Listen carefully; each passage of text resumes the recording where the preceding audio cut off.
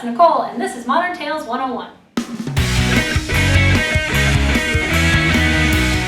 In today's video, I'll give you some basic background information on Sherlock and the Lizzie Bennet diaries. Then we'll talk about the chat word of the day. Yay for chat!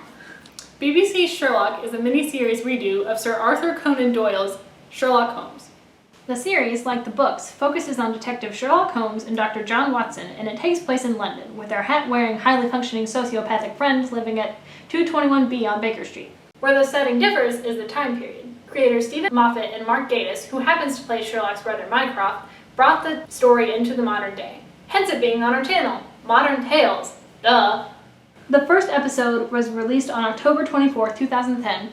They've been keeping up with modern technology and including it in the show. In each of the 8 88-minute-long episodes since, across all 3 seasons thus far, the Lizzie Bennet Diaries, on the other hand, is a YouTube update of Jane Austen's classic romance novel, Pride and Prejudice. This series, like the book, follows the social misadventures of Elizabeth Bennet and her family. However, creators Hank Green and Bernie Sue changed a few of the narrative elements. Elizabeth blogs about her problems instead of writing them down, and the family lives in present-day LA instead of rural London around the end of the 18th century, in order to fully bring the context into the modern era. In all, there were 100 episodes of the Lizzie Bennet Diaries, which aired new episodes from April 9th, 2012 to March 28th, 2013, not including Q&A videos and blogs done by other characters in the story.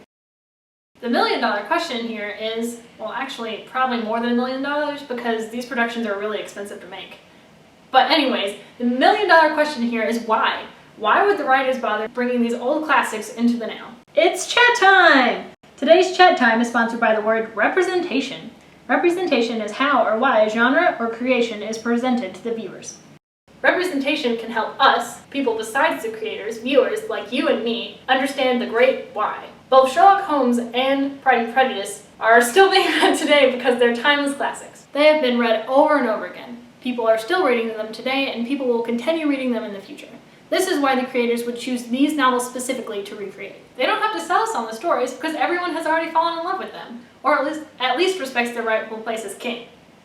I mean classic literature. Specifically, Moffat and Gatiss thought to redo Sherlock because 1, they saw a lot of parallels between Victorian England and current-day England, and they wanted to make use of that. 2, they thought it was a good idea and thought somebody else would probably do it eventually, so why not let them try it? 3, because they're Stephen Moffat and Mark Gatiss, and they could.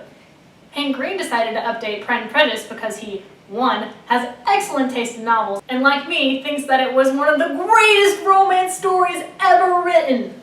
2, he wanted to accomplish something that had never been done before. And 3, he's Hank Green and he could. That concludes today's video, in which I rambled on about background information and told you about representation. Links to interviews with Moffat, Gatiss, and Hank Green can be found in the description below. Thanks for watching. I hope you enjoyed productively fangirling with me today. Feel free to comment and don't forget to subscribe to Modern Tales 101.